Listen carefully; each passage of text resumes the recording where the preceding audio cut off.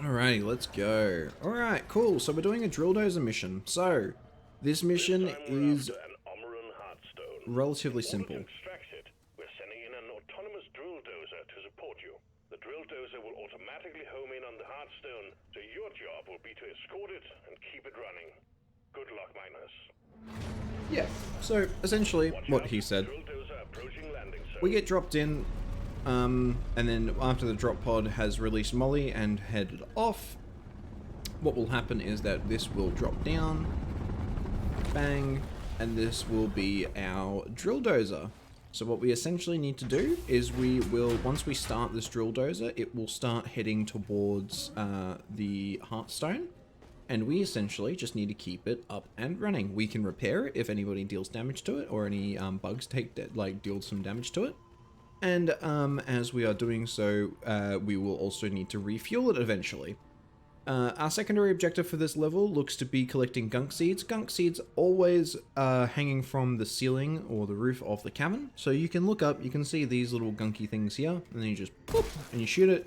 It'll explode, it'll drop down the seed, and then you can deposit that in Molly. We'll call Molly here. Generally a good idea to get these done quicker is that you can just like push them all towards where Molly is being called to, and then you can just insert each of them simultaneously. Normally what I like to do on these missions is before I start the drill dozer, I just examine the initial cavern that we start off with, and we just have a look around to see if we can grab some nitra and grab any other resources that might be around in here. Always good to go through and get some initial nitra, especially on like the harder difficulty levels. If you get a little bit of extra nitra at the start, then you can call down a resupply pod when it actually really matters, and then you don't have to worry about running around getting nitra for that. So deposit a bit of nitra, and with that we've got almost enough for a resupply pod already, which is great, and we will go and get started. Is that anything over there? No. Cool. And we'll get started. So we just hit this big red button on the back of the drill, and we start her up. And I immediately fell off, so that's cool.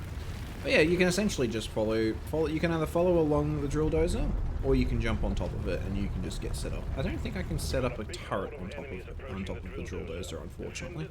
So as things come and attack the drill dozer, it'll freak out and it'll take some damage. You can come over to this section here. So it's got three parts. It's got the left-hand side, the right-hand side, and then the center side. I don't think the center is a side, but you get what I mean. The left-hand side is always the one that gets damaged first, regardless of where the damage actually takes place on the drill dozer. The left-hand side is always the one that starts taking the damage initially. So you can essentially just sit here, shoot at anything that comes, and then if you need to repair it, you can just look down and just hold E and you'll repair it. One dwarf repairing the drill dozer will set it at maximum repair speed. So there's no reason for multiple dwarfs to repair the same section, because it'll be the same as just one dwarf repairing it. The center is definitely not a side. All right, no need to call me out. All right. You need to refill the fuel canisters mounted on its back.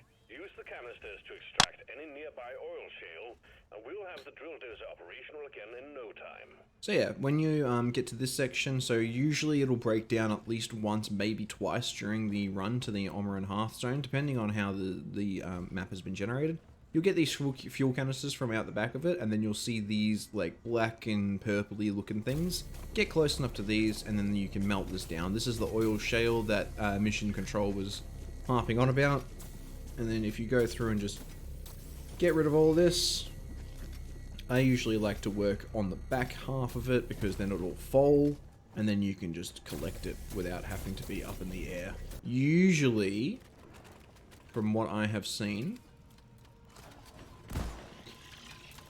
you need about 2 oil shelves to be able to fill up one canister. It doesn't actually do any damage. That's the thing. So if you pick it up and you hold down left click to be able to shoot out and harvest the oil, what happens just there is that a glyphid exploder spawned next to Molly. So in order to actually go through and kill the glyphid exploder, you just need to hit right click and it will just throw the item that you're currently holding, and then you can shoot it with your gun. So there we go. That's all done. You'll usually repair Molly after that. Molly can take a decent amount of damage to the side. So long as you repair it before it hits 0%, then you're all well and good. if it does hit down to 0%, Molly will permanently lose that section. So she essentially has like 3 lives, if you want to think of it like that. So if you make sure that at least one side is being repaired at all times, which is usually the one that's being damaged, then you're usually all well and good. There are a couple of gunk seeds in there that I missed. That's fine, we'll just come back for that later. Ooh. I think I just heard I did. Okay, we'll come back for that. But we should... Yeah, perfect. So we essentially... Oh, and another thing that we've actually spawned. Okay, cool. We actually might clear that up to start off with, just because we don't want to be doing that while we're in this area, because it can be a bit of a pain. Usually what we've got in these sections with the Armor and Heartstone, you end up in a very large cavern all the time when you've got this. And if you've got the Gunk Seed objective, usually you'll find that quite a few Gunk Seeds will spawn in this area. Alright, cool. And I accidentally started this one, so this is a Tyrant Weed. So this is just a, like, mini-boss that you can kill in a level that will give you some extra bits and bobs. So it's got a large number of... It's got 3 health bars, essentially, but you just want to kill these little sprouts that it spawns up. And then once the center opens up, you just want to shoot it in the center. I feel as though you can kill it off in two like goes, but I've never actually been able to pull it off.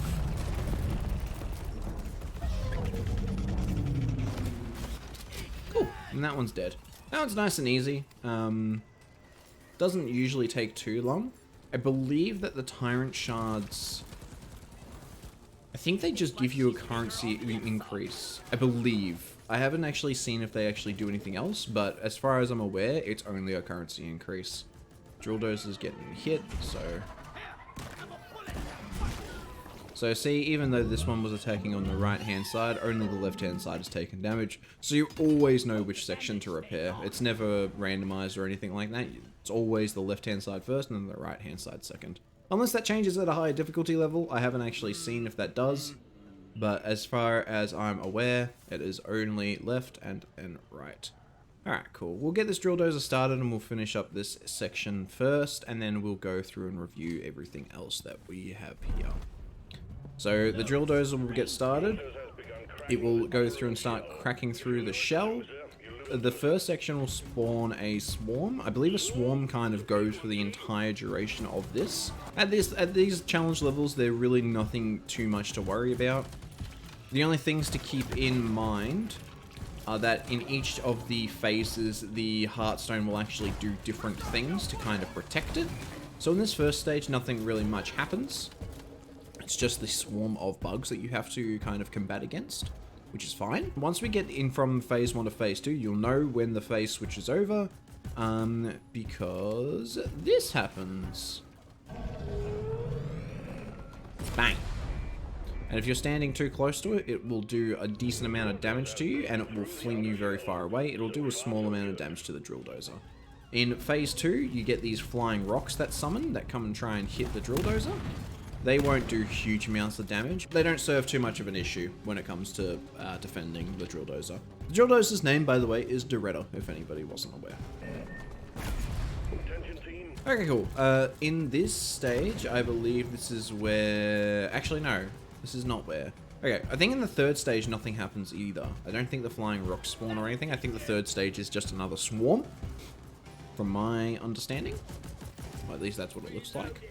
And then in the final stage, we will see these pillars that spawn around the outside of the Heartstone, and they will continuously attack the Drill Dozer until the Drill Dozer is broken, or until we go over to them and smash them. They're made out of crystal, they're relatively easy to smash.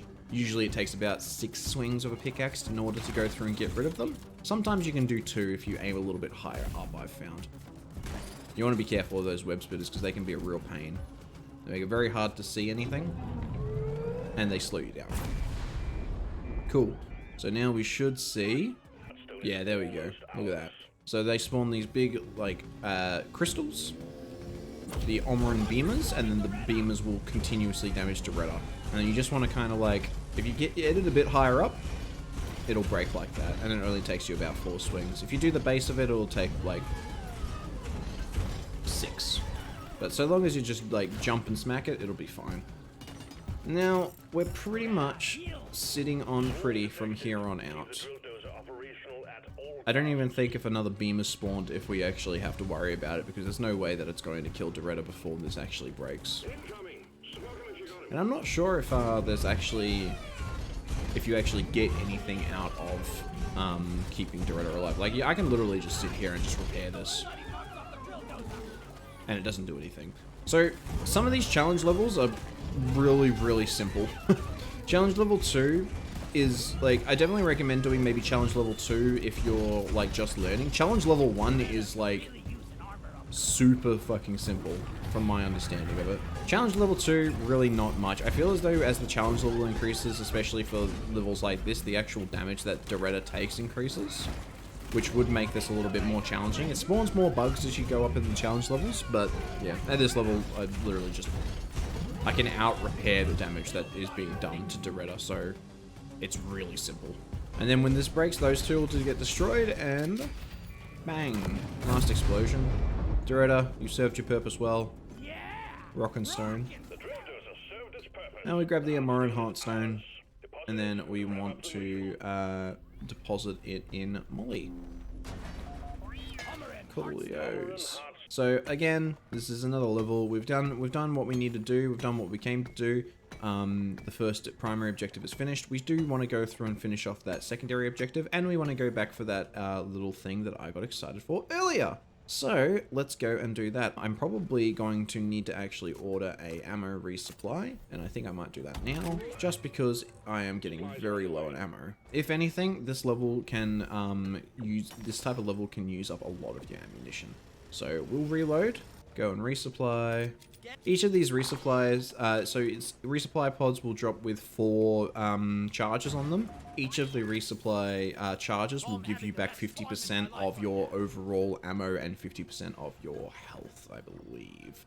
I believe that you can get other things that will increase those levels, but that's around about what you get. I swear to God, I shot more gunk seeds while I was in here, but maybe not. Alright, so if you have a listen, you can hear that slight beeping noise. Very distinct.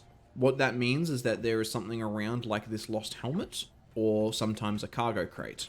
Now what this lost helmet will do is we'll update our terrain scanner. Transfer done. New point of interest added to the terrain scanner. And just like he says, if we hit tab now, we'll bring up our map, and then you can give a bit of a scan around, and usually you can spot, there it is. You see that little purple section down there, that little purple cross? That's what we're after. And I can actually see that little yellow circle in the corner as well. That means that there is another gunk seed over that direction. We essentially, it looked like it was around about here-ish.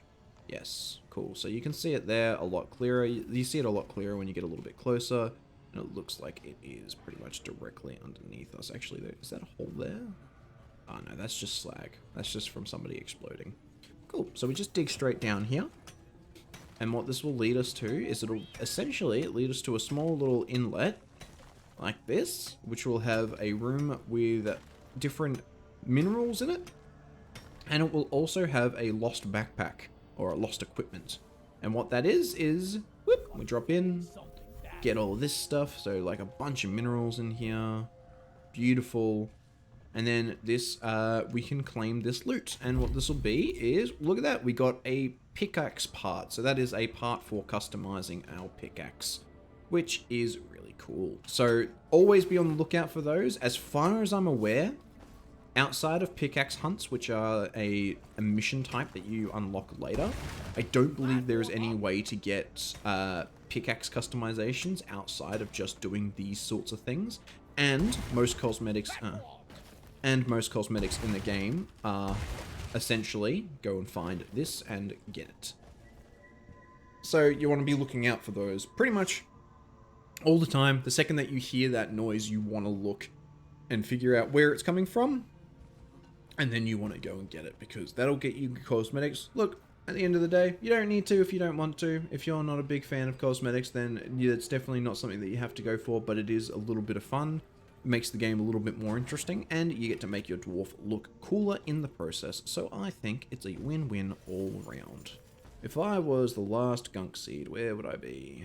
Now, we might just need to backtrack a little bit more. Some gold up there that we can get Bosco to mine. I don't know what this is. Wait, oh no, this is Doretta's head! Oh my god, I didn't even know that this was a... Can I deposit Doretta? Doretta, you poor thing. Can I repair Doretta? What the hell? I didn't know that that was a thing that you could get. That's funny as. I'm sorry, Doretta. I guess that I can't fix you.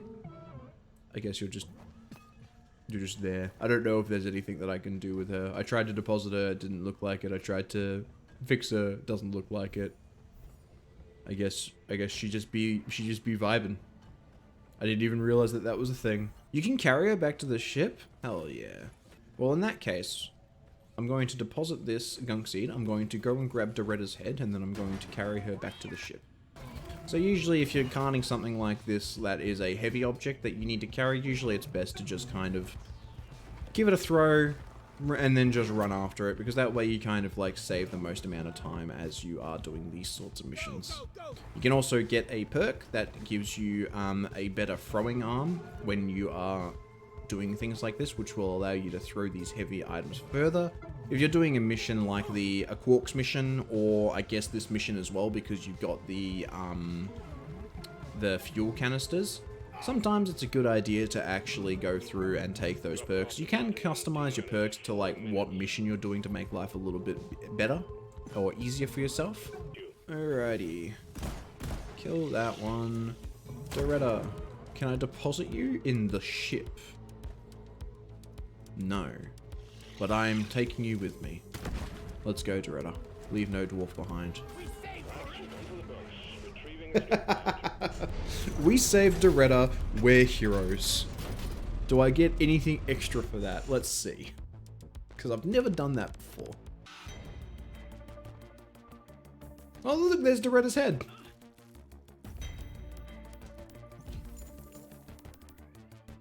No, apparently I didn't get anything extra from that, so that's all well and good. So those Tyrant shards that we got from killing the mini-boss, those gave us a little bit of extra experience, and that's about it from the looks of it, which is very... Oh, and they gave us extra money and extra experience, which is good. They gave us almost more money than the primary objective gave us, which is awesome. And cool, we leveled up. I believe it, you're my hero. Aw. Adorable.